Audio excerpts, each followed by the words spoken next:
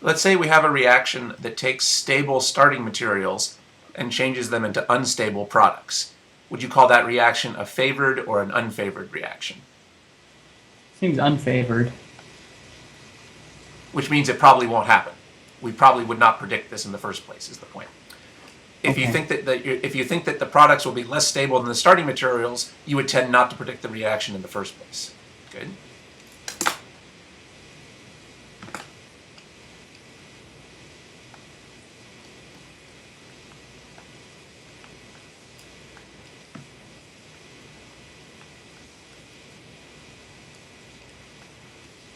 Would this reaction tend to be favored or disfavored? Favored. Because the molecules are getting more to where they want to be. They're getting to be stable. Yeah. So this is the type of reaction we would predict. We tend to predict that this type of thing will happen, and we avoid trying to get this type of thing to happen. All right, good. Now, I find personally a lot of times in organic chemistry it helps to kind of personify the molecules. So instead of talking about stable and unstable, I oftentimes think of them as being happy or unhappy. Okay. Well, I don't think it's just me. I think oftentimes chemists in general might talk this way. So would this reaction be favored or disfavored? Disfavored. It's really the same as what we saw before. Does unhappy mean stable or unstable? Unstable. And does happy mean stable or unstable? Stable. So this is really just another way of writing this. These two really mean the same thing. This is just a way of personifying it, but they mean basically the same thing. Okay, good.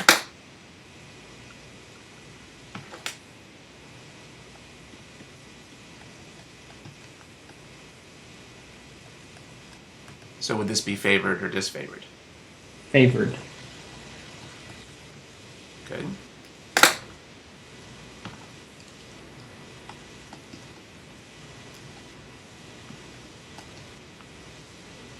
So when you start with particularly stable starting materials, do those type of reactions tend to be favored or disfavored?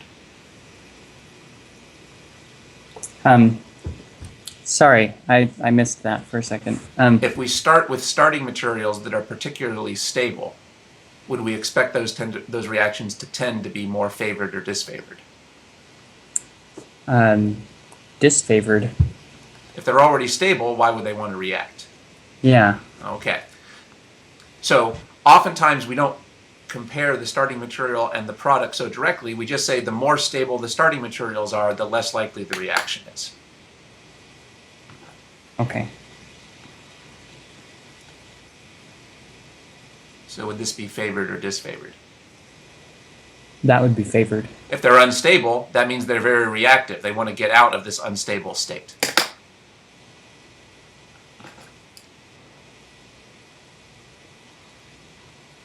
Now let's say we're just focusing on the products and the products are particularly stable. Would that tend to be a favored or a disfavored reaction? Seems like it would be favored.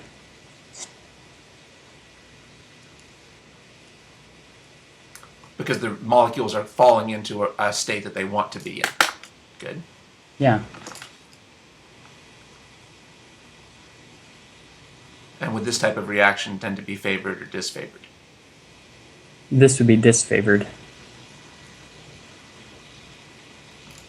So these are four very key principles for predicting what types of reactions are likely and what types of reactions are not very likely.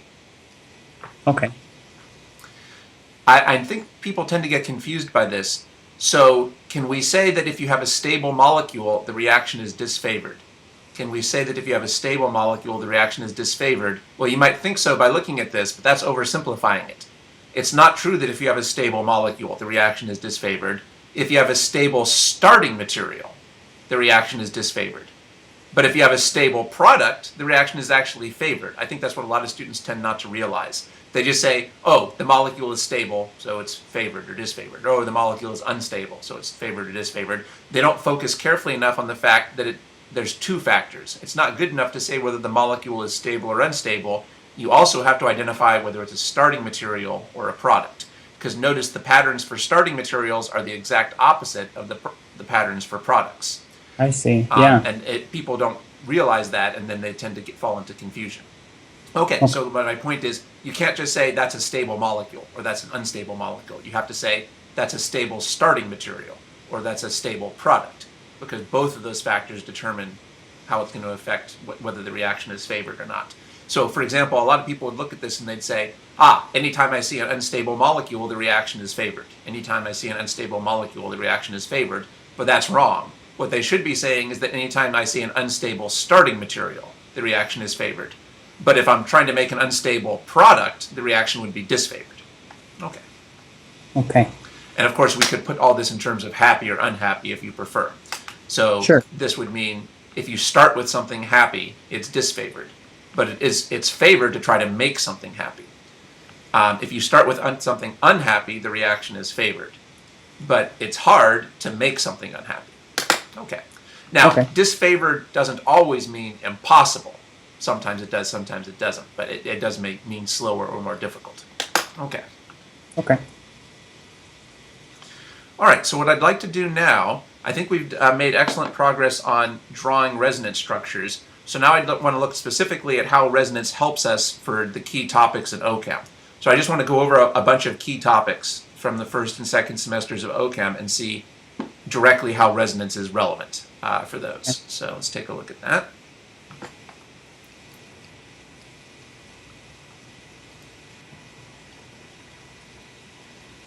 What role do we expect this molecule to play in a reaction? An acid, a strong acid. That's good recollection, yes. Do you remember what the name of this molecule is? It seems like it's sulfuric acid. Excellent. Or would you say, okay, yeah. Couldn't remember if you would say hydrosulfuric, but it's just sulfuric acid. Just sulfuric acid. The ones that get the hydro are the small ones. This is hydrochloric acid. Hydrochloric acid. But when there's all these oxygens, you leave out the hydro. So, Okay. all right, anyway, this is sulfuric acid. As you said, it's one of the strong acids in organic chemistry. What's the definition of an acid? An acid will donate a proton and receive electrons. Good. That's good that you were remembering the electron definition as well. People tend to start forgetting that. So that's good that you remembered that. So let's draw what this would look like after it loses a proton on your screen. Draw what this would look like after it loses a proton on your screen. Okay.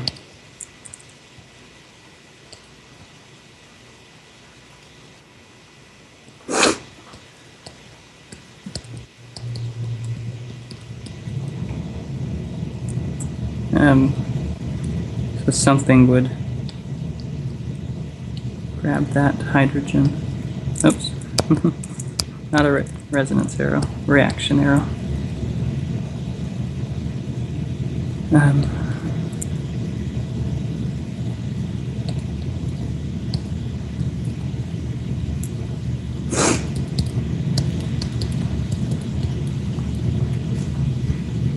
Okay. Okay, excellent. Great. That's very good.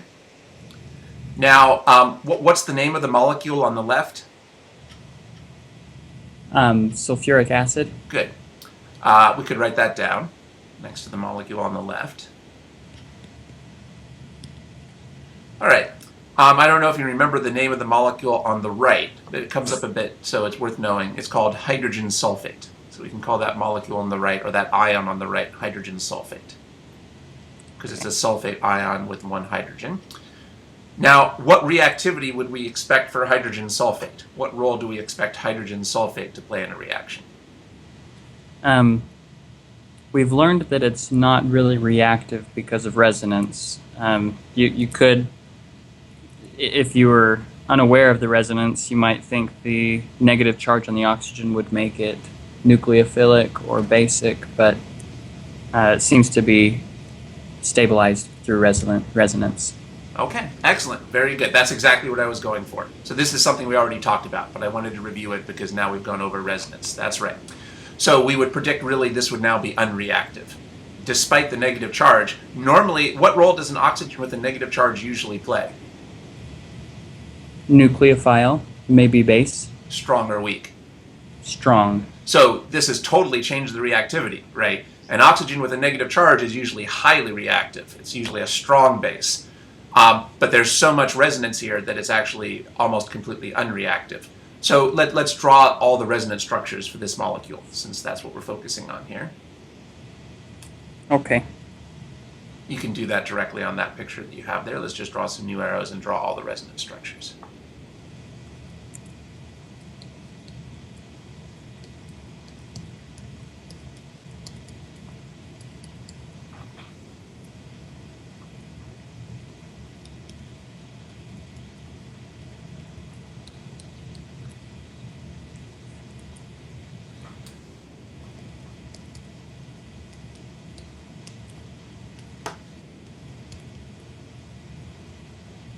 I'm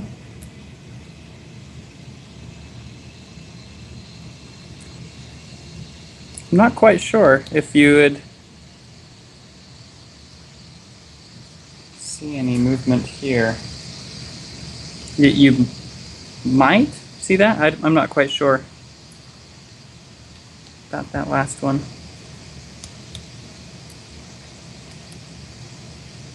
I guess it leaves it with 3 charges, so probably not. Okay, I think that's what I got. Okay, that was a very good process. That was a very good process. It's good that you were so how many resonance structures did you get? 3. It's good that you were asking about that 4th one. You weren't quite certain, but you came up with the exact right logic. It's good that you came up with the exact right logic. You realized that when you tried to draw that 4th structure, you would end up with 3 charges, and that would break one of the rules we talked about before. Now, we've seen that there is one exception. It's okay to have 3 or 4 charges with a nitro group, but that's pretty much the only exception. So the only problem with your thought process there, that was a very good thought process. The only problem with your thought process is you didn't quite seem confident enough at the end. But your thought process was right. You're basically never going to have 3 or 4 charges in a molecule except when there's a nitro group. We're never going to have 3 charges or 4 except when there's a nitro group. I can't think of any other exceptions. So we could have more confidence in that. But your logic was correct. That was the right reason to stop here. Okay, good. Okay. Something that might be worth pointing out here is count how many electrons there are around this sulfur. Remember, there's 2 electrons in each bond. So how many electrons are around the sulfur? 12. So notice this started with more than an octet. Yeah. I don't know if you thought about it, but the sulfur starts with more than an octet. That seems to break the octet rule. There's nothing you can do about it since it started with more than an octet. However, I don't know if you remember this idea from general chemistry. It's actually okay for elements in the 3rd row of the periodic table or below to have an expanded octet. That's an exception to the octet rule that you learn in a general chemistry course. It's possible for elements in the 3rd row or below of the periodic table to have an expanded octet. Do you have a periodic table around? What row of the periodic table is sulfur in? That's in the 3rd row. There you go. So can it have an expanded octet? Of course. Yeah. Okay. You didn't necessarily have to think about that here, but it's worth pointing out that's why we're not breaking the octet rule. Sulfur can have an expanded octet. Okay. So why is this so unreactive? Well, first of all, there's not just a second resonance structure, there's actually 3 resonance structures. The more resonance structures there are, the more stable the molecule becomes. Also, where is the negative charge? What atom is the negative charge on in oxygen? Is oxygen relatively electronegative or non-electronegative? Very electronegative. In fact, it's the 2nd most electronegative element in the periodic table. So it's a pretty good, okay, I don't know, I don't want to emphasize that too much. So compared to, say, a nitrogen anyway, it's a better place, or a carbon, it's a better place to put a negative charge. So the fact that there's not only 3 resonance structures, but they all put the negative charge on oxygens is why this turned out to be so completely unreactive. Okay. Yeah. Now, I'm not saying you always have to draw these resonance structures. In fact, maybe you never have to really draw them again.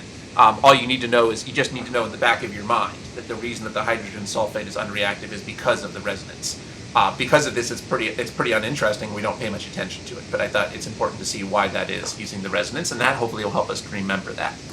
Now, unfortunately, like everything in ochem, there's usually one or two exceptions. I can think of one or two cases where mechanisms sometimes do use the hydrogen sulfate to react. There are one or two cases where textbooks sometimes use the hydrogen sulfate to react.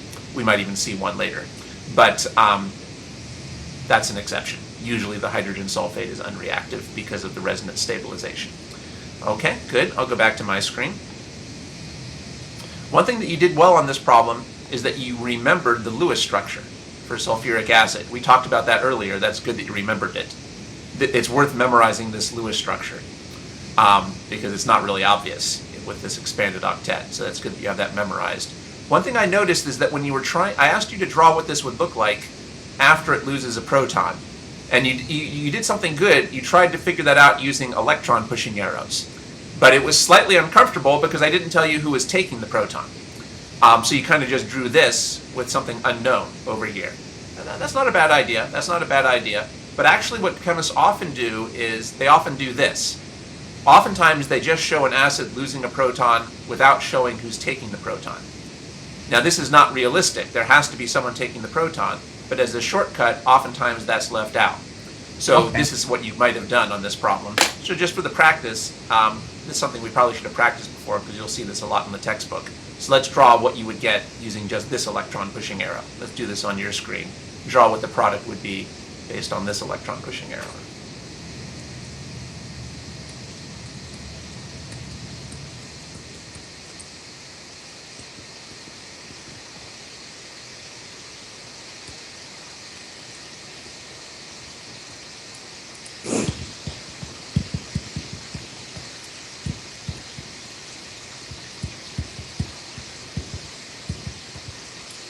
Like that? Excellent, great. It's good that you still showed that you were changing two charges. That's something you couldn't do up above. You couldn't show the two charges changing up above because you didn't know who was taking the proton. But here you can. So this is probably a superior way to do this. Now, like I say, this is not really realistic to what happens in the test tube. There's not really any H pluses floating around in the test tube. What really happens is that another molecule takes the hydrogen. But this is still worth seeing because this is a very common shortcut that really isn't used in organic chemistry. Often in organic chemistry, we just show the proton falling off without showing who takes it. So even though this is not 100% realistic, it's an important shortcut to be familiar with. All right, good. I'll go back to my screen. So how does this fit into the patterns that we've seen before? So here we were producing this. And we wanted to ask how would this react? Well, is this more or less stable than we would normally expect for a negative charge? More stable. And we were considering how it would react. So we were considering it as a starting material. Well, when you have a stable starting material, is the reaction favored or disfavored? Disfavored. So that's how this fits into the patterns we were talking about before. This is extremely unreactive because reactions with with stable starting materials are highly disfavored. Okay, good. Okay.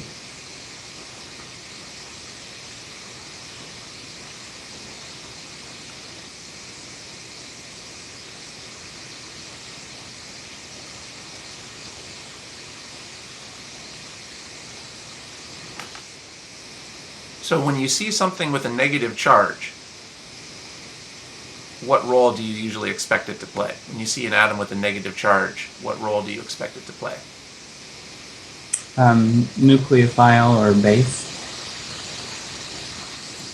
But what could make the negative charge less nucleophilic and less basic? Resonance. Okay, so that's a new idea that we haven't quite talked about before. We said before that negative formal charges make things nucleophilic and basic. Something I didn't put in this handout, but now we need to know, negative formal charges that are resonance stabilized are less nucleophilic and less basic than you would otherwise expect. That doesn't always mean that they're completely unreactive, like in this case, but it makes them less nucleophilic and less basic. So that's important. You might add that to the handout here. Now, negative formal charges that are resonance stabilized are less nucleophilic and basic than you would expect. That doesn't always mean they're completely unreactive, but they're less reactive than you would have expected. Okay? Yeah. Good.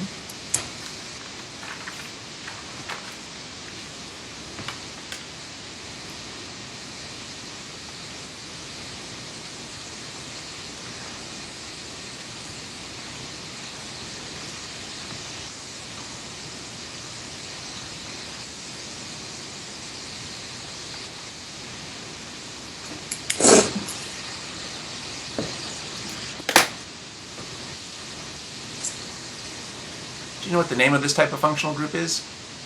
Alcohol. Good. And do you know what the name of this is? Cyanide. Great. You could call it sodium cyanide, but we don't really care much about the sodium. Good. So let's try on your screen. Try predicting what reaction would happen here. Try predicting the reaction that would happen here with electron pushing arrows.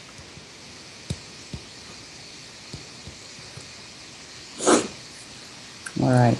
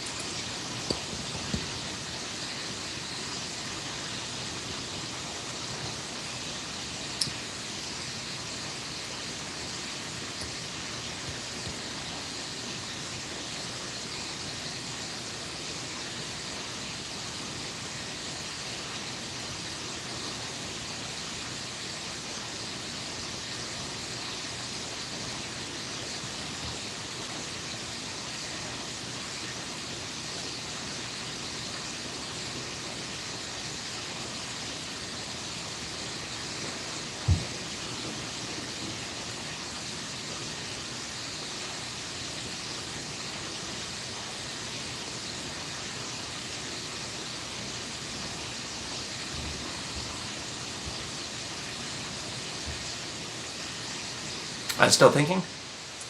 Yeah, I'm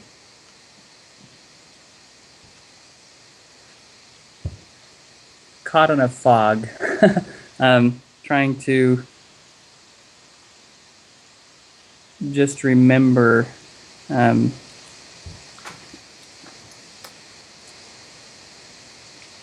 if this would actually be an acid-base reaction at first, or if it should be a nucleophile. That's where I'm getting hung up. I mean, I think that if you did do it this way, then you would... Okay, this is actually a little tricky. Actually, there was an issue here I hadn't expected. So cyanide is only a weak base, not a strong base. Cyanide is a weak base, not a strong base. I hadn't thought about this before. That doesn't really match what I told you before. I told you before that carbons with negative charges are usually strong bases. So I had never thought about this before myself, but that doesn't apply to cyanide. I'm not really sure why that is. Okay. So I'm not sure why that is. Usually carbons with negative charges, well, I guess it's because, all right, I guess I can kind of predict why it is. So, yeah, normally carbons with negative charges are strong bases, but this one is not. Maybe we can predict that using the nitrogen. So, is the nitrogen electron withdrawing or electron donating? Seems withdrawing. Because of At what? least in relation to carbon, because it's more electronegative further to the right on the So would periodic. it tend to stabilize the negative charge or destabilize it? Stabilize it. So maybe that's the reason why cyanide is not a strong base, whereas most carbons with negative charges are. So I hadn't mentioned this to you before. This actually contradicts what I said before, because I told you carbons with negative charges were strong bases. But cyanide is only a weak base. So that's a new idea we should put in our notes. Cyanide is a weak base. All right.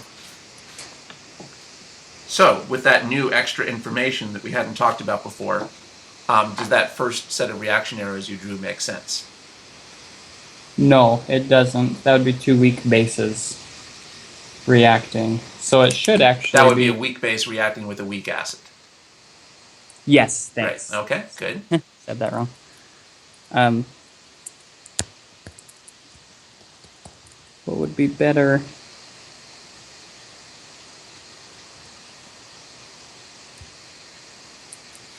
Something like that.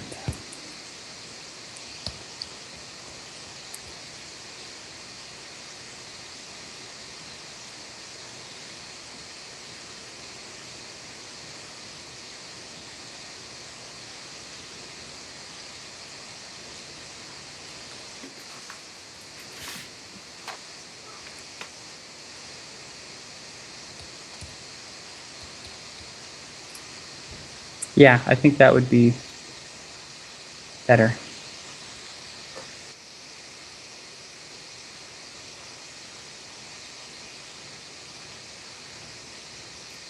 Okay.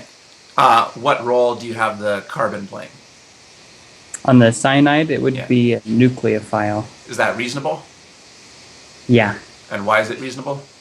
the negative charge. Okay. What role is carbon 3 playing? Carbon 3 would be an electrophile because of its delta positive charge. So is that reasonable? Yeah, Okay. And what role is the oxygen playing? it is playing the role of leaving group. And is that reasonable? Appears so. How do you know? What would make that reasonable? Um,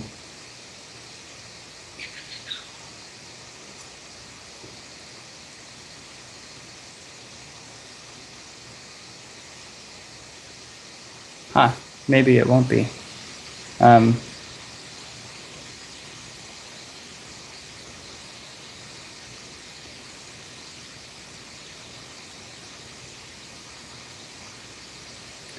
Yeah, I actually maybe I'm thinking wrong. I don't see any.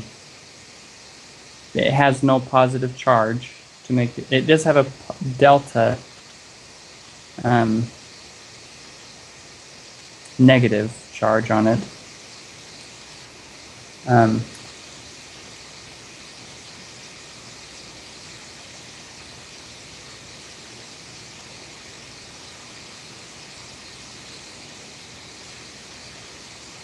Yeah, I think I'm forgetting something. Okay.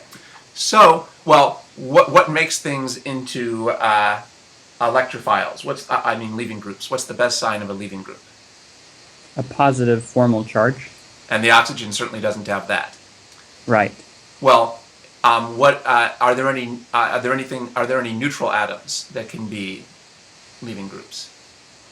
The halogens, chlorine, bromine, iodine. That's right. How about neutral oxygen? Can that be a leaving group? Don't believe so. No. All right. It looks like we were forgetting that. All right. So we've been doing pretty good on the resonance stuff, but maybe we haven't been spending a time reviewing some of the earlier reactivity stuff. This was something that earlier we had down pretty well. But this is the frustrating thing in ochem. Oftentimes when you learn new material, the old material starts to get lost. I think I mentioned this to you at the end of some of the sessions. We were understanding this pretty good a couple sessions ago, but we've gone over so much stuff, it would be very easy to start forgetting it. Perhaps I should have sent you some homework problems for this. But this is just, so there's an important lesson here, because this is a pretty important idea. It's important for you to keep going back and redoing the previous homework sets. So actually, I'm usually not going to keep sending you more and more new homework problems for the older material, because I just don't have the time to do that. But you can just go back and redo the earlier homeworks for practice. It might have been a while since you redid those homeworks from the when we were going over reactivity. But I think if you had been, that would have forced you to reinforce this idea, because now we're starting to forget this. This turns out to be actually pretty important. Okay, so on my screen, what we're going over is this. Or another thing that I think I have encouraged you to do is just keep making sure you have this handout memorized. So here for leaving groups, first you look for a positive formal charge. And if you don't find that, you look for a neutral halogen. And that's pretty much all we've talked about so far. The only neutral atoms that we've talked about that can be leaving groups are chlorine, bromine, and iodine. So can a neutral oxygen be a leaving group? No. No, that's actually pretty important. Oxygen is especially important, especially neutral oxygens. All right, so let's go back to your screen. Okay, so we were having trouble analyzing this reaction because we started to forget some of those ideas of reactivity. So is this reaction that you've drawn reasonable? No. Because it does not have an acceptable leaving group. We always have to check for that acceptable leaving group. Okay, well, this was kind of a tough question. This was a trick question because the right answer was no reaction. The right answer here was no reaction, so maybe that was a little bit of a mean question. But I think it's important because it's important to know when you won't get a reaction in ochem. It's important to know when you won't get a reaction in ochem. So, so maybe you should either erase what you have or write down that it wouldn't really happen because there's no leaving group. So we can just write down there's no reaction. What's the main thing that's preventing us from having a reaction here? No leaving group. That's right, no acceptable leaving group.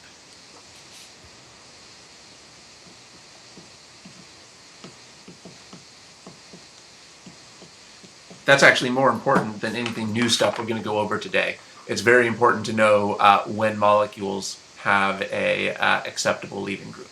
Okay, so it looks like we were forgetting that a bit, so that's important to go back and review. All right, so let's see. Let's go back to my screen.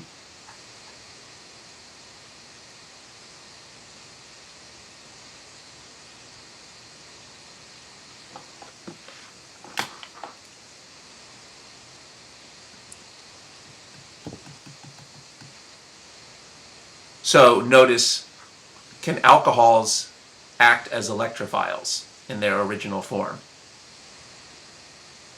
No. Why not? Because there's no good leaving group. That's right. They look like electrophiles because of the delta positive, but you need not just the delta positive, but also an acceptable leaving group. Yeah.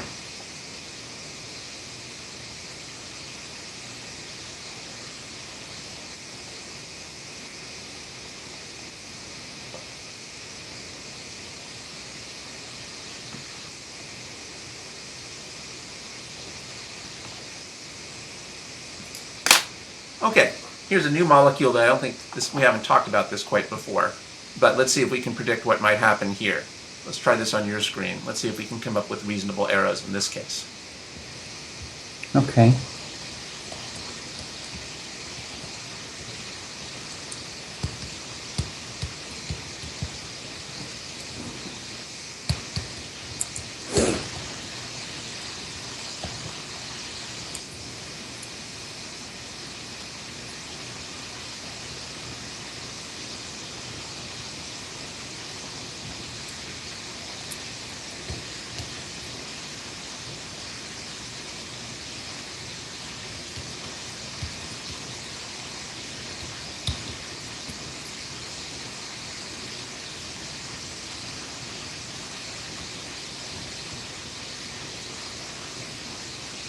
Okay.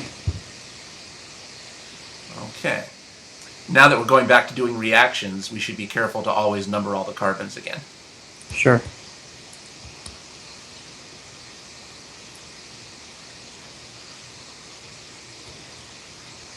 Right, that's very important, including the cyanide carbon. Okay, now what role did the oxygen play in that reaction? The oxygen, it was a leaving group. Now, are neutral oxygens usually acceptable leaving groups? No. That's what we were just talking about. But it looks like in this case you thought the oxygen was an acceptable leaving group. What made you think that this oxygen would be an acceptable leaving group if the oxygen was not acceptable in the previous example? Here, there's resonance to stabilize that negative charge. Excellent. Whereas before there was not resonance. That's right. Is that going to make it a better or a worse leaving group? Better. Yes. Okay, good. So that's the main point. So remember, our goal here is to see how resonance can change things in organic chemistry. Yeah. This is an important example.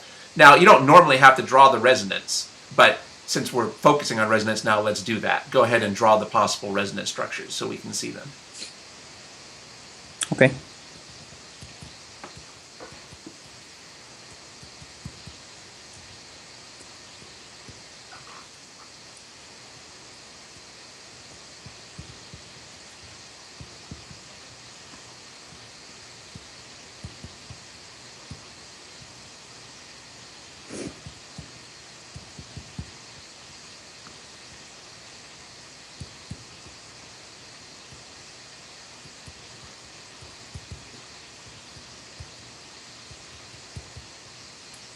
Okay. Okay, so we can see this is quite resonance stabilized because there's 2 more resonance structures. Okay, so, good. So are neutral oxygens normally acceptable leaving groups? No, they're not. But there is a kind of an exception. When can an oxygen be an acceptable leaving group? When can a neutral oxygen be an acceptable leaving group? When it can stabilize the subsequent negative charge through resonance. That was very well phrased. That was very well phrased. The best word you put in there was the word subsequent. Because the interesting thing here is, notice, point to what the oxygen looked like in the starting material. You can't really tell that that's a great leaving group from that starting material, at least not from what we've talked about so far. Based on what we've talked about so far, we're predicting that it's a good leaving group because of what it looks like after it leaves. So that's a little bit of a subtle idea. Usually we judge leaving groups not by how they look before they leave, but how they look after they leave, or at least oftentimes. Oftentimes we judge a leaving group not by how it looks before it leaves, but by how it looks after it leaves. So it's good that you didn't just say it's a good leaving group because of resonance. That's really too vague. We can't just say it's a good leaving group because of resonance. It's a good leaving group because the negative charge that it gets subsequent to leaving is resonance stabilized, and that's what you said. So that is very good. So to repeat, it's not good enough just to say it's a good leaving group because of resonance. That's way too vague. Instead, we want to do what you did and say something like it's a good leaving group because the negative charge that it gets subsequent to leaving is resonance stabilized. It's actually quite a long sentence, but unless we're saying that whole sentence, we're not really understanding the logic. All right, and that is what you said, so that's good. All right, so there we go. Okay, let's see, so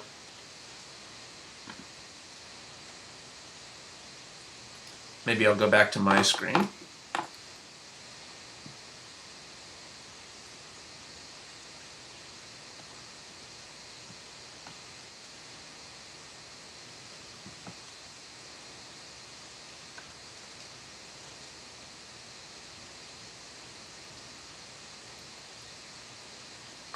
So does the resonance make this negative charge more or less stable than you would normally expect? Much more stable. Does that make this reaction favored or disfavored? Favored. But wait, we said that this resonance stabilization made reactions with hydrogen sulfate disfavored. How can resonance make this reaction disfavored and make this reaction favored? Because in the latter case, down at the bottom, that is products that are stable, and that is favored, whereas the other one is stable starting material, which would not be reactive and not favored in a reaction. Good. Excellent. That's exactly right.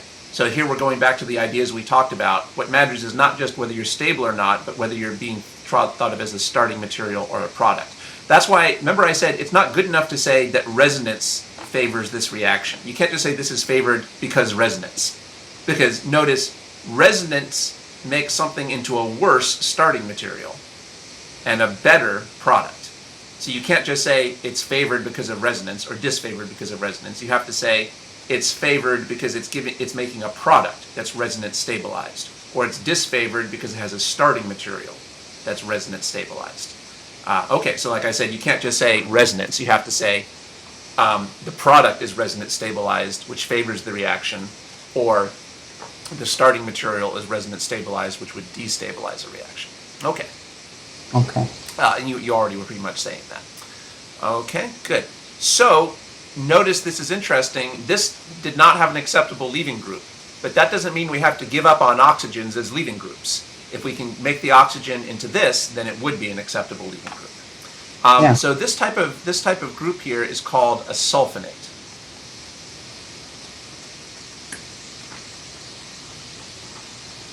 So what role do sulfonates tend to play in reactions based on what we've talked about here? A leaving group. That's pretty much the only role they play. Sulfonates are great leaving groups. That's the whole reason that organic chemists use them. If you can give a molecule a sulfonate, that gives it a great leaving group. This is a topic that I think you should have studied in the first semester. This is a first semester topic. So I don't know if you remember it, but you probably saw this in the first semester. But these often come up in the second semester as well. So sulfonates are good leaving groups because they're resonance stabilized. So if you go back to the handout, I actually do have this in the handout, I think. The only neutral atoms that are good leaving groups are these neutral halogens, or neutral atoms whose negative charge after leaving will be resonance stabilized. As we talked about, it's kind of a long sentence, but this is something else that makes something a good leaving group if it's resonance stabilized after leaving. So that's something. Now that's one last part of this first page we haven't talked about yet. Okay. Incidentally, so how can you recognize a sulfonate? If you recall, what did we say was the name of this molecule? Hydrogen sulfate? Not sulfonate. What's the difference between sulfate and sulfonate? Well, if you look closely, how many oxygens is the sulfur connected to in sulfate? It has 4 oxygens. But how many oxygens is the sulfur connected to in sulfonate? 3. So that's the difference. That's the difference between sulfate and sulfonate. That might be worth knowing. So sulfonate sulfurs are connected to 3 oxygens and a carbon, whereas sulfate oxygens are connected to 4 oxygens. Okay, so it's the sulfonates that we usually use as leaving groups. Okay.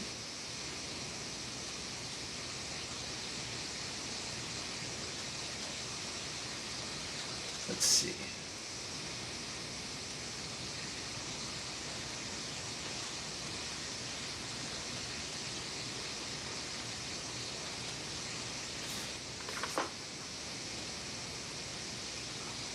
All right, it turns out that there's a way to turn alcohols into sulfonates. I don't think we're going to go over that together, but you can turn an alcohol into a sulfonate, and then you can have a nucleophilic attack.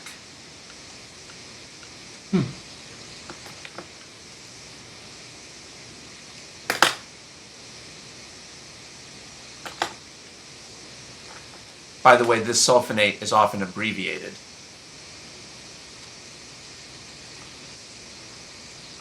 Like this.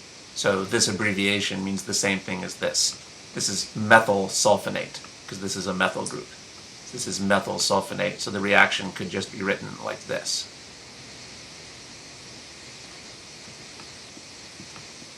Okay. This group here is the same as this. It's a methyl sulfonate group. It's just an abbreviation. Capital M, lowercase s, standing for methyl sulfonate. So what role is this oxygen playing in this step? Leaving group. Are neutral oxygens usually acceptable leaving groups? Not usually. So what allows this to be an acceptable leaving group? The resonance stabilization of the negative charge it will get after leaving. That's right. It's a long sentence, but you want to say the whole sentence. Good.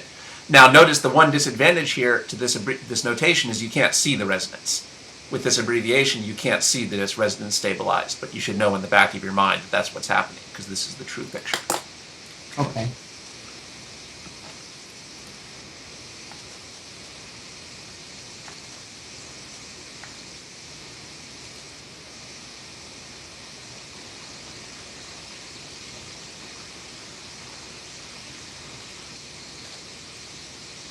Okay, so let's try to predict the product of this reaction on your screen.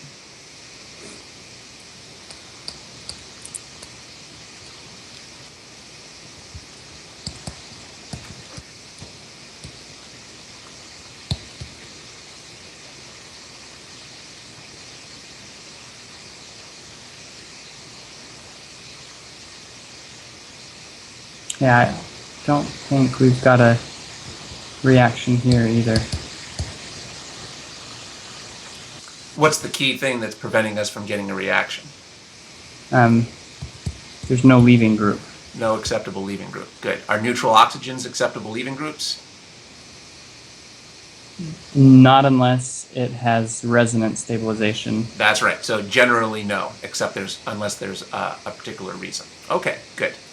So I'll go back to my screen.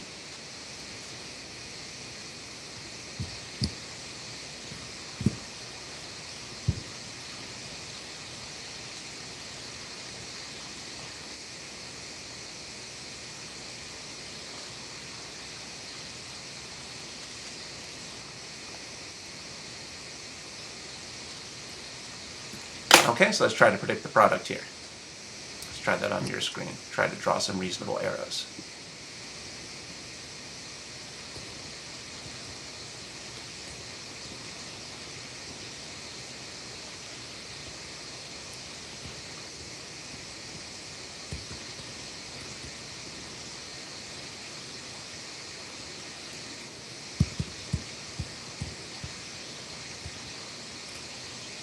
Okay.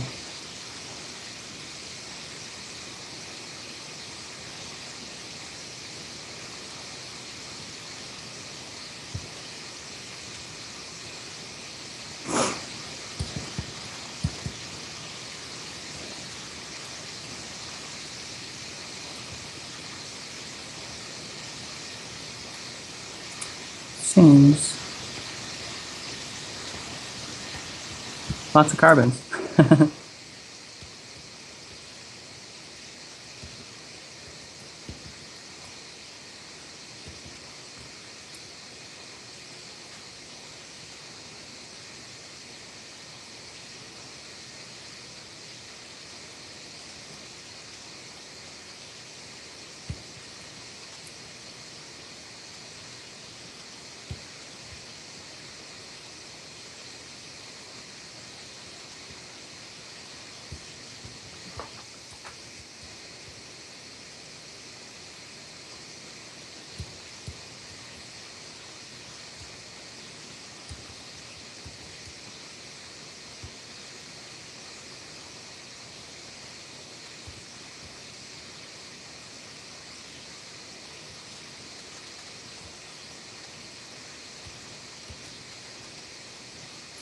Okay.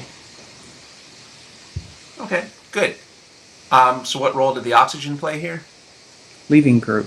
Now, neutral oxygens are normally not acceptable leaving groups, so why did we use this oxygen as a leaving group? Because of that sulfonate atom, we've learned that it can stabilize the oncoming negative charge that it would receive after leaving, that the oxygen would receive after leaving the cyclohexane. Good. There's one thing we didn't quite mention. How does it stabilize the negative charge? Resonance. Yeah, so we do want to mention that there's resonance. Resonance stabilization of the negative charge after leaving. Okay, good. Okay. Now, this is normally not necessary, but since we're studying resonance, let's go ahead and now draw all those resonance structures. Okay.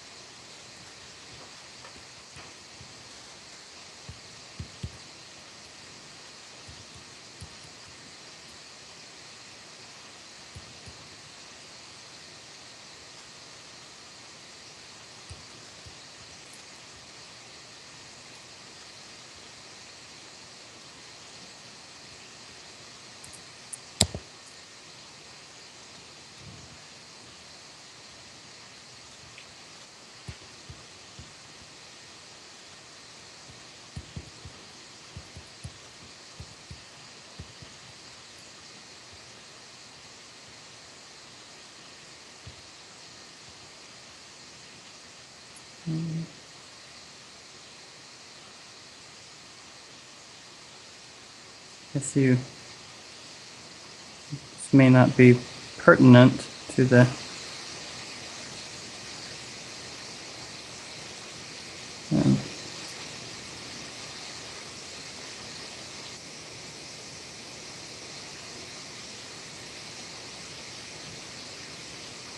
trying to remember when we did this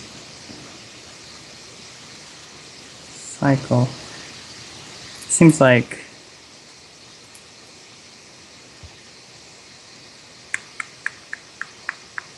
hmm.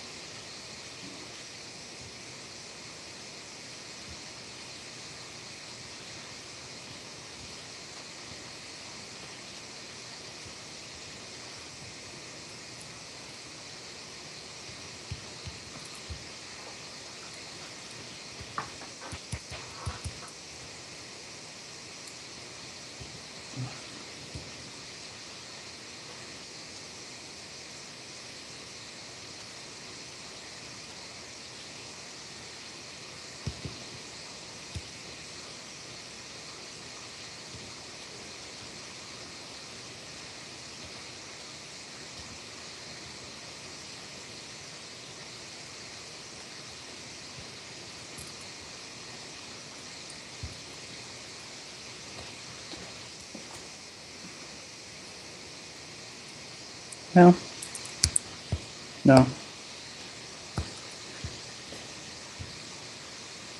Okay, I think that's all there. Okay. Why did you give up on that last set of arrows that you were trying to draw? It would have created 3 charges. That's right. And we never do that except with nitro groups. So that was the right logic. You should not draw those arrows because it would give us 3 charges. Okay, excellent, very good. Now that last set of arrows is maybe not too interesting because it's not spreading out the negative charge anymore, but they still exist. It still is another resonance structure, so since I told you to draw all of them, that was a good one to draw. Technically, there's even 2 more, because now that we've shifted the double bonds around the ring, now we would get slightly different resonance structures if we moved the negative charge on the oxygen back up to the other 2 oxygens. But there's not too much point drawing those. I don't think they tell us anything interesting, so this is good enough. This is good enough for drawing the resonance structures. Anyway, the key point is there's a lot of resonance stabilization of the negative charge. There's a lot of resonance stabilization. So you wouldn't normally bother drawing these resonance structures. We were just doing that for practice. All you need to do is see that there's resonance here, and that's why it's a good leading group. Okay, very good. You seem to have a little bit trouble with that, but you took your time and you came up with a good answer. So you ended up with that last pattern of moving the double bonds all the way around a ring. That is a reasonable pattern, and it didn't create any new charges. So that was certainly reasonable. Let's scroll to the left. So you did come up with good resonance there. Let's scroll to the left, see where we started. Okay. Okay, very good. So if you look up at the previous example, point to the starting material for the previous example where there was no reaction. So what the chemist would actually do here is they would take the alcohol and make it into a sulfonate, like in the bottom example, and then you could do the reaction. I'm not going to go over with you how to make sulfonates here, but you could do that and then you would get the reaction to occur. So the point is that the oxygen in the sulfonate acts like the leaving group. So I'll go back to my screen. Something I would point out is that this, you mentioned how many carbons this has. It's kind of a pain to draw. So it's usually abbreviated like this. Capital T, lowercase s. This stands for tosylate, toluene sulfonate, toluene sulfonate. A benzene with a methyl group is called toluene. A benzene with a methyl group is called toluene, so this is called toluene sulfonate. You don't necessarily have to really memorize that name right now. But I think you should memorize what type of functional group is this. We called that sulfonate. Yeah, you don't need to memorize that it's toluene sulfonate, but you should know it's a sulfonate. And what role would we expect this sulfonate to play in a reaction? Leaving group. That would make this carbon electrophilic. Notice that this is a good notation because this way we're not even looking at these confusing carbons here, so we won't be tempted to think they're going to react. This is something that you probably saw in the first semester, and you're likely to see it again in the second semester. So this is the real upshot that we want to learn here. If you see, what type of functional group is this? Also sulfonate. Yeah, it's a sulfonate. You don't need to have this memorized, but this is methyl sulfonate. And this is a sulfonate. You don't need to have memorized that it's toluene sulfonate. You just need to know that these are both sulfonates. So what role do we expect sulfonates to play in reactions? Leaving groups. That's the key thing that I wanted to go over. You studied that in the first semester, and that's likely to come up again in the second semester. And why are sulfonates good leaving groups, even though they're neutral? Because they can use resonance to stabilize a negative charge after leaving. Perfect. That's a long sentence, but that's the right way to put it. The downside of this notation is that you can't see the resonance, but this is still how it's usually drawn because it's just a pain to write out the whole thing. So you don't generally have to write the whole structure, although you should know that there is resonance stabilization. Okay, good. Okay. So, all right, so that's one topic that we can use resonance to understand better, how sulfonates are used as leaving groups. So let's keep going on.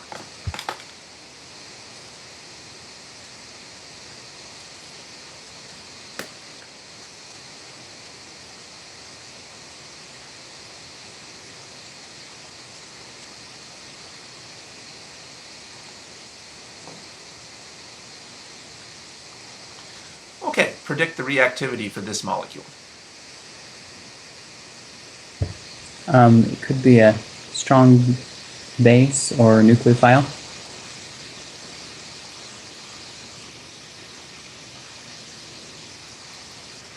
Good. Let's be more specific and predict which atom we would predict as the base or the nucleophile. The oxygen, because of the negative formal charge. Good. Now, not everything with a negative formal charge is a strong base. Would this be a strong base? Yeah. Oxygen. Good. That's right. We've just memorized that oxygens with negative charges are strong bases. Halogens with negative charges are not strong bases, but oxygens are. Okay, good. Now, in a way, this is kind of pesky because it's hard to predict how this will react. I think we mentioned it's hard to know how O- will react. It's hard to know whether O- will be a nucleophile or a base. A lot of the time when you want it to be a nucleophile, it might act like a base instead, or vice versa. So they can be difficult to predict. You have to study the details of the individual reactions. Okay, so let's try to predict the reactivity here.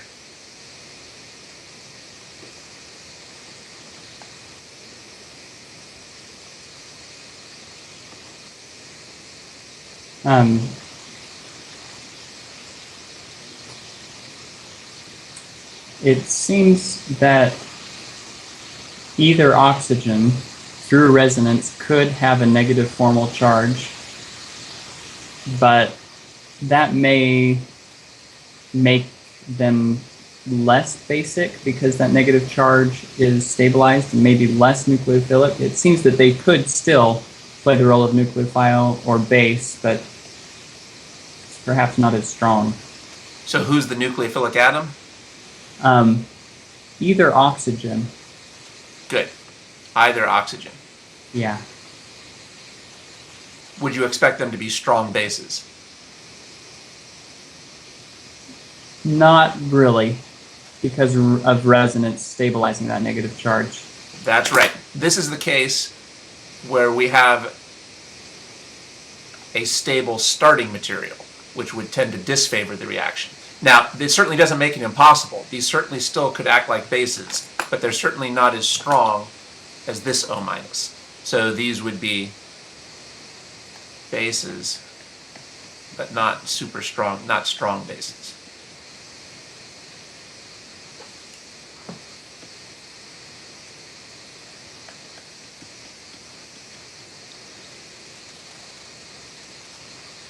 So if you wanted an oxygen nucleophile, which of these would be more likely to act like a nucleophile?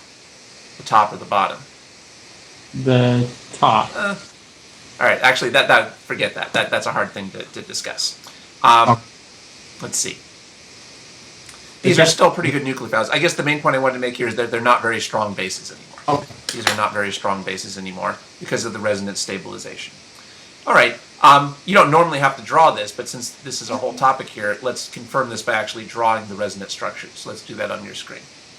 Okay.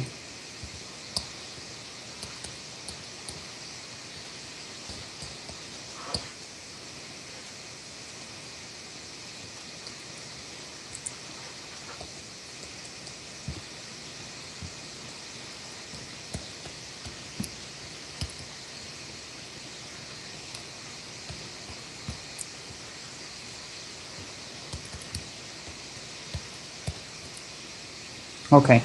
Okay, good. Since you put the potassium in the first resonance structure, Maybe just yeah, put it. well, now you kind of, this is tricky. I guess theoretically you would have to put it next to the oxygen.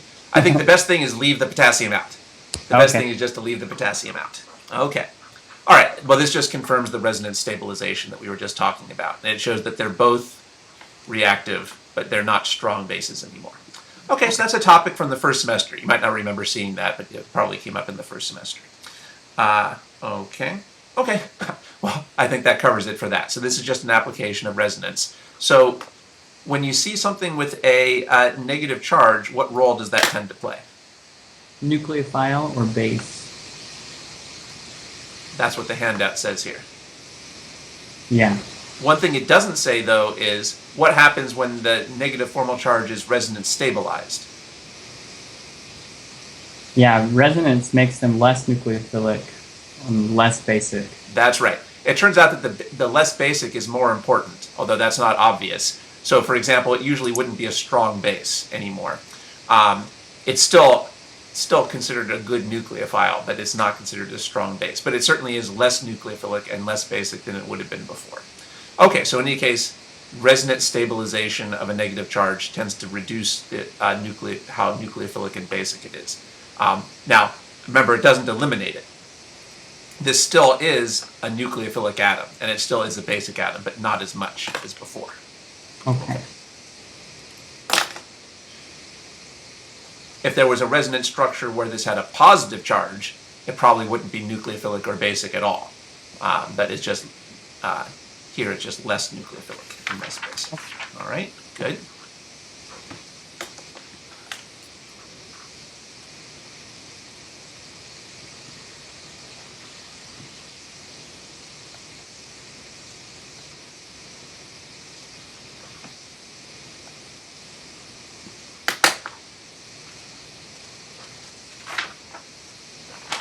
Try to predict the reactivity here on your screen.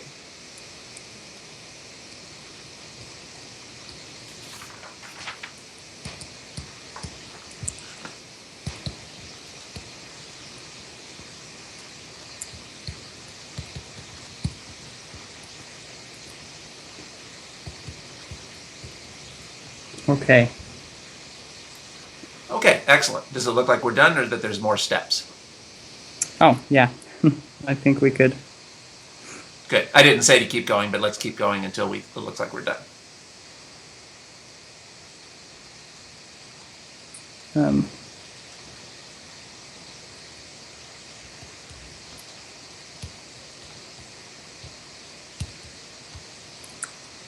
okay. Okay, good. All right, so what role did the HBr play in the first step? HBr was an acid. Strong or weak? Strong. So acid. that made the first step easy. We've already learned that what always happens when you start with a strong acid. You have an acid-base reaction. So that's pretty easy. Good. Why did you put the positive charge on carbon 2 instead of on carbon 3? Because the carbon 3 would make an unacceptable primary carbocation. Carbon 2 is an acceptable secondary carbocation. Excellent. That's great. Why don't we review why that is, since we haven't talked about that for a while. Why is a secondary carbocation better than a primary? Because it has two electron donating groups helping to stabilize that positive charge. Whereas primary That's excellent. one.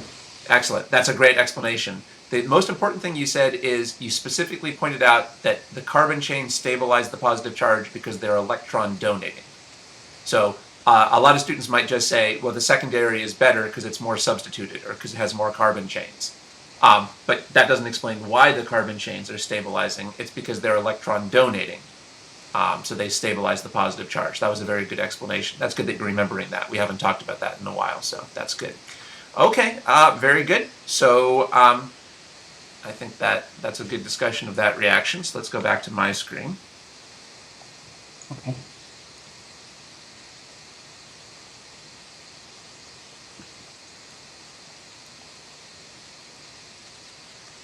Okay, so let's predict the reactivity here.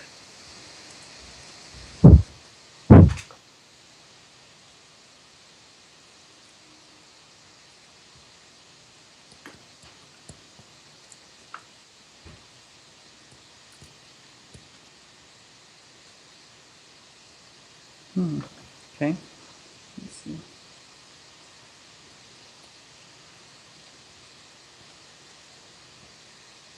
I'm sorry, let's go back to my screen for a moment. Oh, okay. 1 second. What did I want to do here?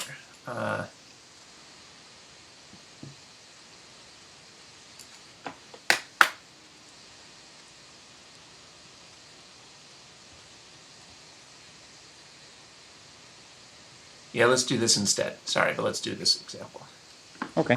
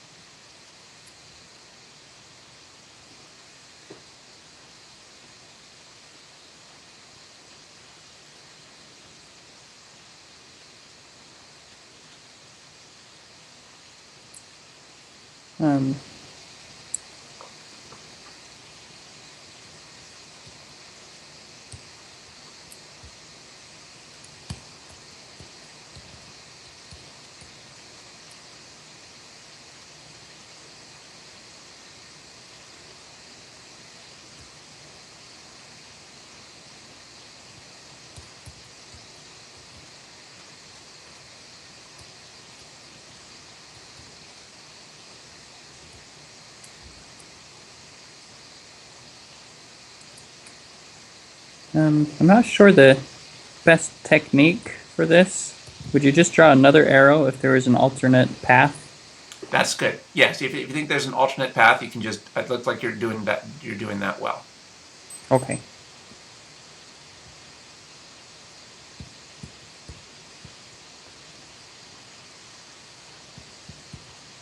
That's a good technique. Thanks. There's no point redrawing the original electron pushing arrows here because they would be the same. Okay. Um,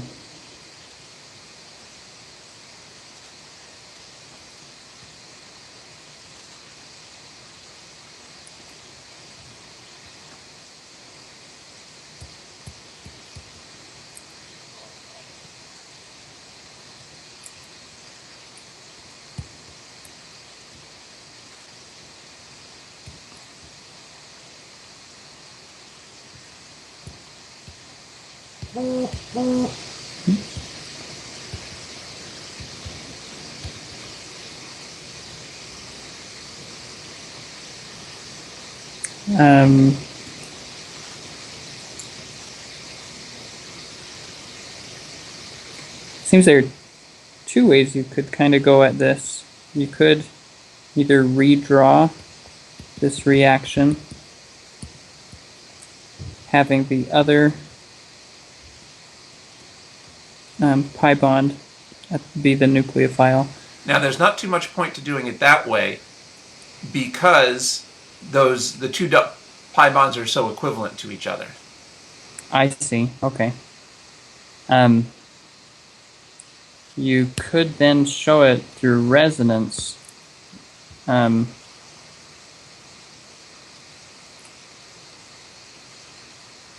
guess we want to. I'm not quite sure the. So you probably have to redraw a picture. Maybe, yeah. So you might have to start from the beginning now. Okay. Do this the best to show the resonance.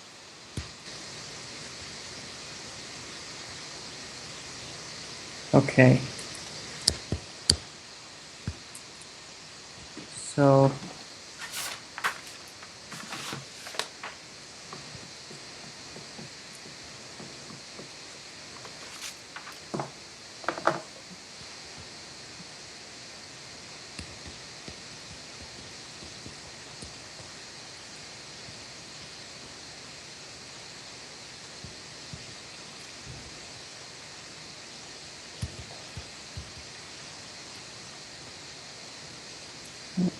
We had a positive there.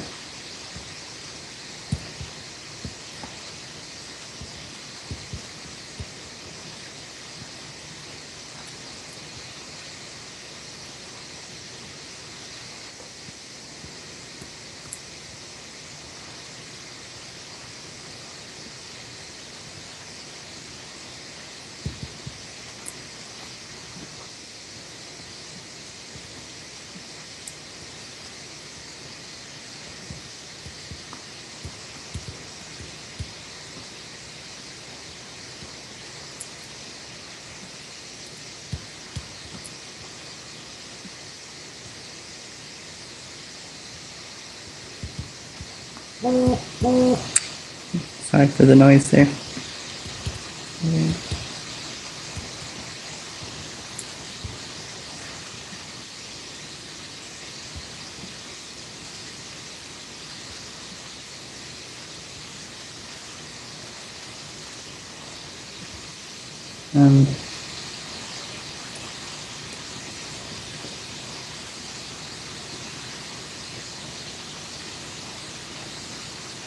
Yeah, I think that shows all of the reactions there. So how many products did you get? How many different products? Really, I think just two, because even though it just seems like this first product and that last product are equivalent. No, they're not, actually. Okay, so no, I guess there are three products. Okay, that's good that you took your time with that and you changed your mind. At first you thought the first and the third were the same, but the double bond is not in a similar position in those. In the on the top product, the double bond is close to the end of the molecule, but in the bottom product, the double bond is around the middle of the molecule. So those really are three different products. Now we have to ask then, are we really going to get all three? Which of these would be favored? So which path is favored, the first one or the second one? Which path is favored, the first one or the second one?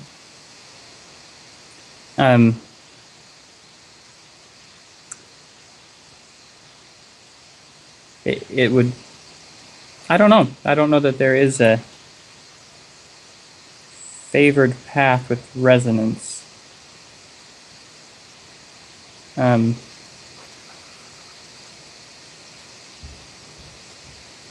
Not quite sure. Okay.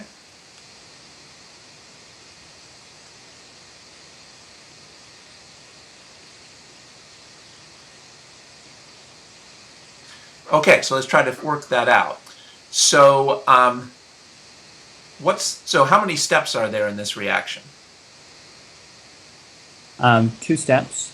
Right. The resonance might obscure that, but they all have 2 steps, not counting resonance. Which is the hard step, the first step or the second step?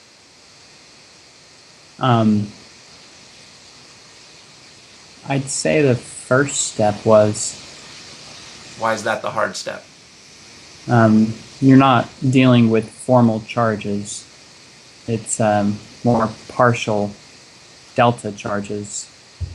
Okay, that's not what I was going for, but that is a good answer. That is a reasonable answer. I would put it a little bit differently. The first step is difficult because it creates charges. Okay. And then the second step eliminates the charges. Now, actually, if you think about it, in a way, that's just another way of saying what you said. So what you said wasn't really wrong. What you said wasn't really wrong, but I think the way I put it is an easier way to think about it. The reaction is hard because it's creating charge. In particular, what's the atom in the first, point to the atom in the first product that's especially unhappy. That carbocation. Yeah, that's right. And point to the atom in the second product that's especially unhappy. Right there. Now remember, I was asking you which was favored, and I think you didn't quite know how to compare them. Here's what you should have done. You should have asked which of those 2 carbocations is less unhappy. Is there any difference in their unhappiness? Is either of those carbocations more stable than the other? I see what you're saying. Okay, so carbon number 5 in the first pathway seems to be favored. It's less happy because in the second step of the second pathway, the carbon number 4 has a positive charge that is stabilized, as shown below, through resonance. And so it's not feeling the full effect of that positive charge on itself, whereas carbon number 5 in the first pathway holds that positive charge on its own. And so it would be less happy, it would be unhappy. Good. Okay, so which carbocation is more stable when it's on 5 or on 4? More stable on carbon number 4. Right, and as you said, why is carbon 4 more stable? Well, we can say it very briefly. It's because when it's on 4, it's resonance stabilized. Yeah. Is the carbocation on 5 resonance stabilized? No. No. Okay, that's basically what you were saying. So it's better to put the carbocation on 4, or it's more stable on 4 because that's resonance stabilized. So which pathway is favored? The first one or the second one? Looks like the first one is favored Why are you saying that? because it is unhappy, less happy than the other pathway. So Why would that make that favored? Okay, now here's the problem. The carbocations, so remember that if something is stable, that helps the reaction if it's the product and hurts the reaction if it's the starting material, right? If something is more stable, that helps the reaction if the stable thing is a product, and it hurts the reaction if the stable thing is a starting material. Well, this is tricky though because we're in the middle.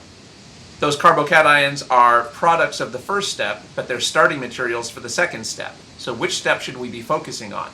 Well, this is why I asked you that question before. Which is the hard step here? Which is the hard step of this reaction, the first step or the second step? The first step. Let's label that. Let's put the word difficult or hard above the first arrows, the first reaction arrow there. Let's put it above the reaction arrow. Oh, I see what you're saying.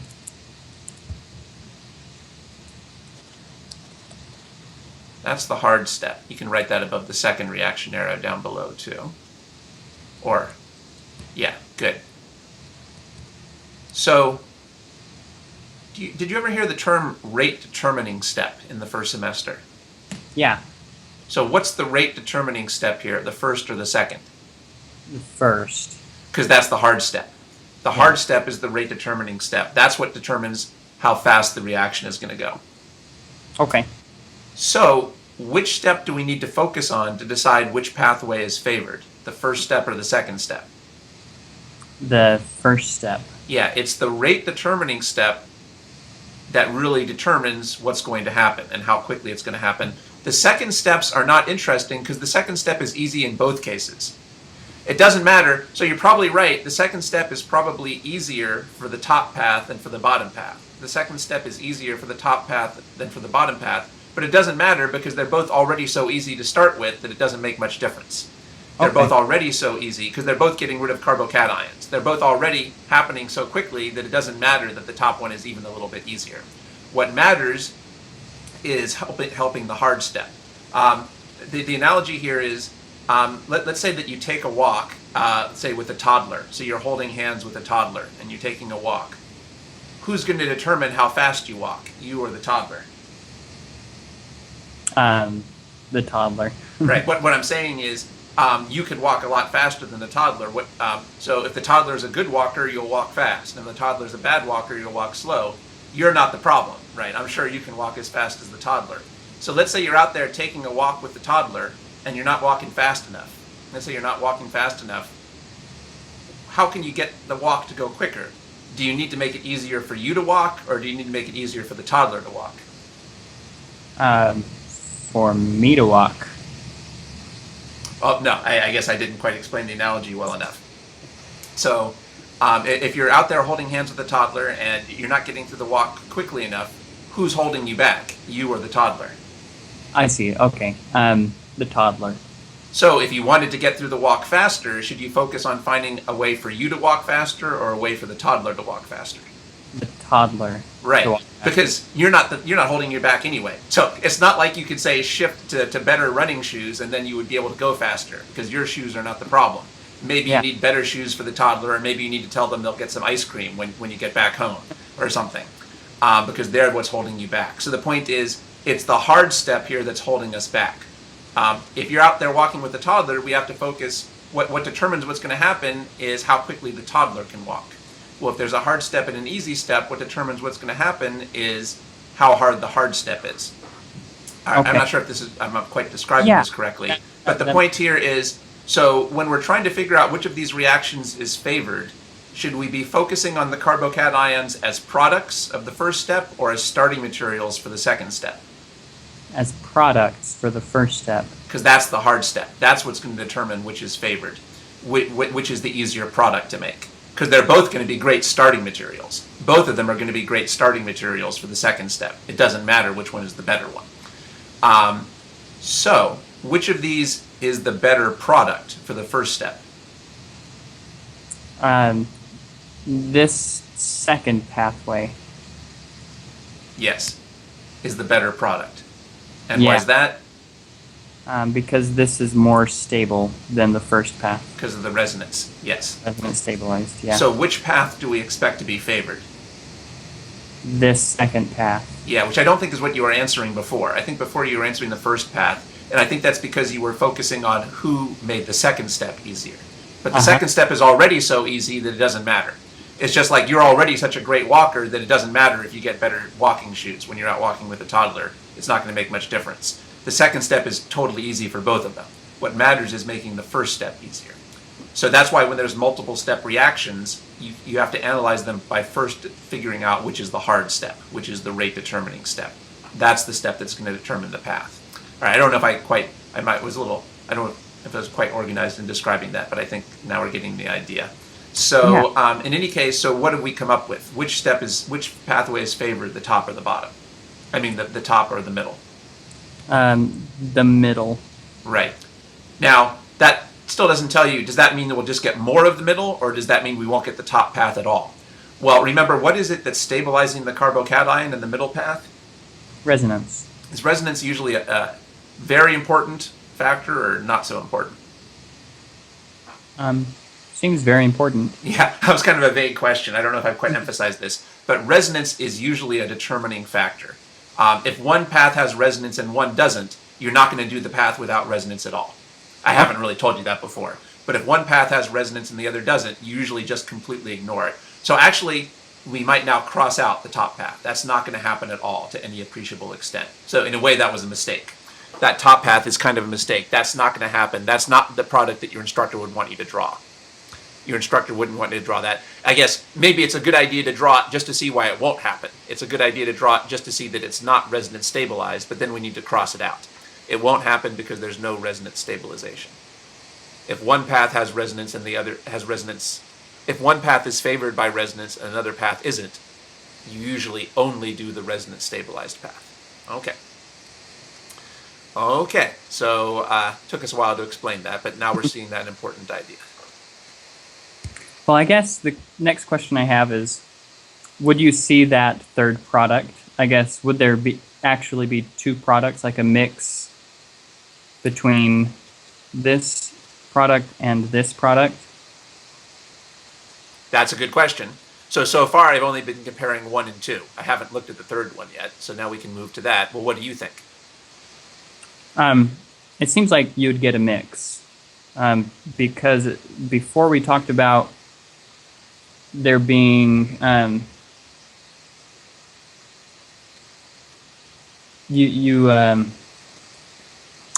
don't remember exactly how we worded it, but it seemed that if something is possible in one resonance structure, it is just as likely to happen as if it shows differently in a different resonance structure. That Good. didn't come out very well. But. Now, that's a little hard to put into words. That's not quite right. What I was saying is, if usually it's hard to predict which resonance structure will react. Usually they're both candidates, and it's hard to predict which will react. So what you were saying wasn't quite right, but it's kind of a subtle idea. Anyway, in this case, both paths 2 and 3 are good paths. And in this case, there's almost nothing to choose between them. There's almost nothing to choose between 2 and 3, because in the middle path is the carbocation resonance stabilized. In the middle path is the carbocation stabilized? By resonance. Yes. We were just talking about that. Okay. Yeah. And in the bottom path is the carbocation resonance stabilized. Yes. So there's not much to choose between them. Also, so there's not too much to choose between those. Also, the carbocations are even identical because they're secondary in both resonance structures. So it's really, there's no reason to choose one over the other. In this case, you would probably get pretty close to a 50-50 mix. Okay. In this case, you'd probably get pretty close to a 50-50 mix. There's really nothing to choose between them. But remember, even primary carbocations are acceptable when they're resonance stabilized.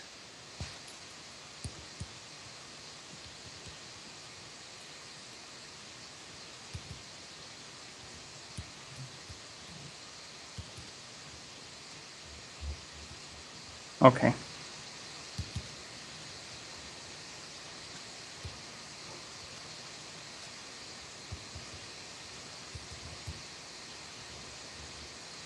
Okay. Good. Let's maybe scroll to the left so we can see the starting materials. So this is, so we've actually, remember I was trying to kind of just go over some of the elements in your ochem course where resonance is important. The first two examples we talked about were resonance in the first semester. And now this is an example of resonance usually in the second semester. Oftentimes this is one of the very first topics covered in the second semester. This is often one of the first topics covered in the second semester. By the way, this is an example of the starting material here was conjugated, right? Yeah. Alternating single and double bonds. We talked about that earlier. Notice that the conjugation did not mean the starting material had resonance, but it did mean that there was resonance after it was attacked. That might be why you were associating resonance with conjugation. A conjugated molecule doesn't necessarily start with resonance, but oftentimes after it's attacked and forms a positive charge, then there's resonance, and that's what's happening here. So usually one of the first topics in the second semester is conjugated molecules. So this is usually a topic that's covered in the first semester. Although, I don't know, maybe in your class it was covered at the end of the first semester, since you said you'd already looked at conjugated molecules. Okay, so in any case, what are the two key topics here? There was two key things we got from the resonance. The resonance was important in two ways. First of all, the resonance explains why we're not going to follow the top path. The resonance explains why we're not going to follow the top path at all, because it doesn't produce a resonance-stabilized cation. Generally, if there's one path that produces a resonance-stabilized product and another path that produces a product that's not resonance-stabilized, we just ignore the path that doesn't have the resonance stabilization. Resonance is a very strong effect. So the first important part of the resonance is that we could eliminate the first path. But then there was another important part of the resonance that a lot of people would miss, but it's good that you saw this. Because of the resonance, there were two products. Because of the resonance, there were two products, because there was two different resonance structures. By the way, notice that we still have that first example at the top of your screen. Do you see why I went over that first example? That didn't have resonance. I just wanted to use that for comparison. So that first example with a non-conjugated molecule is something you usually study at the end of the first semester. There's only one product. The first example at the very top of the screen, there was only one product because there was no resonance. But here we got two products because there were two resonance structures. Because there were two resonance structures, we got the two products. Yeah. Okay. And something else that we talked about here is that when there's multiple steps, the most important step to focus on is the hard step. That determines which path is favored. When there's multiple steps, you should especially focus on whether the hard step is favored or disfavored. The easy steps often don't matter very much. Okay. So if something's an intermediate, it could be a product for some steps and a starting material for others. But what matters is whether it's the starting material or the product for the hard step, the rate determining step. That gave us some trouble here on this problem. Okay, so I'll go back to my screen. Okay.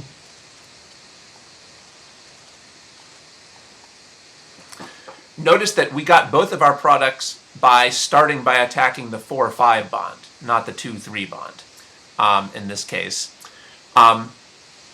You can't get any more products by attacking the 2-3 bond. And also, if you can't just attack the 4-5 and then the 2-3 and get all the products if you ignore resonance. You can only get all the products if you actually use resonance to do that. Because this molecule is symmetric, because this is completely symmetric, we know that we're not going to get any additional products by using the 2-3 bond. So there's no point even drawing that out. We can just do the 4-5. Or if you'd wanted to, you could have gotten all the products just by using the 2-3 bond, and we could have ignored the 4-5. Okay, so now we're starting to go over some of the areas of resonance in the second semester. Okay, good. All right, so that looks like that's our time for today. So, okay, so we went over some important stuff. I think we're doing a good job of drawing resonance structures. We went over these ideas here that would be good to review about whether being stable or unstable favors or disfavors the reaction, and then we started looking at some specific examples for resonance. So I'm not saying you need to memorize these specific examples. I'm just trying to explain them so that you'll be easier to recognize when you see them again. There are some points here that are worth memorizing. You should know that, actually let me write this down so that you know what I expect you to have memorized from today. So in particular, what's the reactivity of hydrogen sulfate?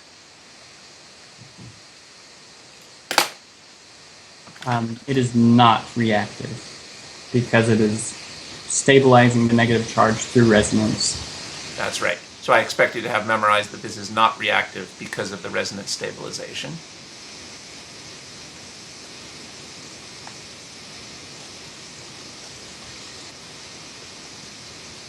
What role would we expect this oxygen to play in a reaction? Leaving group. It's a methyl sulfonate group.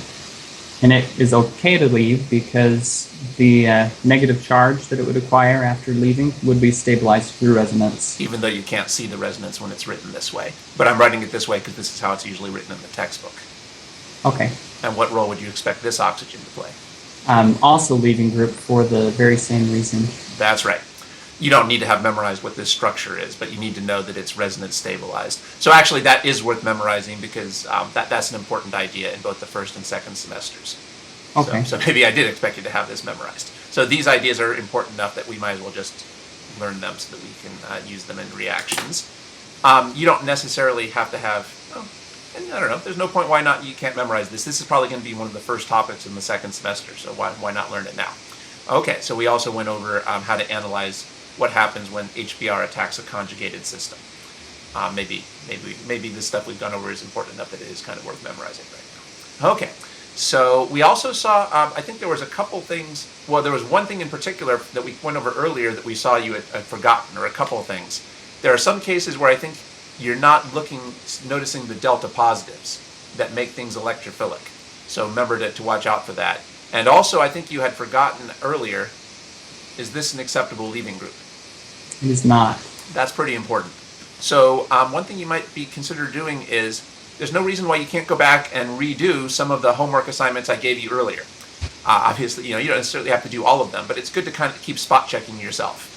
Yeah. It's good to keep spot checking yourself and doing random problems from the earlier homework assignments. Hopefully you've held on to those, and then you can check in the answers to make sure you don't start forgetting some of the earlier material. Because that's a really hard thing in ochem. The hard thing is just remembering all this stuff. There's so much stuff, and we've covered so much already, that unless you are kind of constantly spot checking yourself, you're going to start, gaps are going to start developing.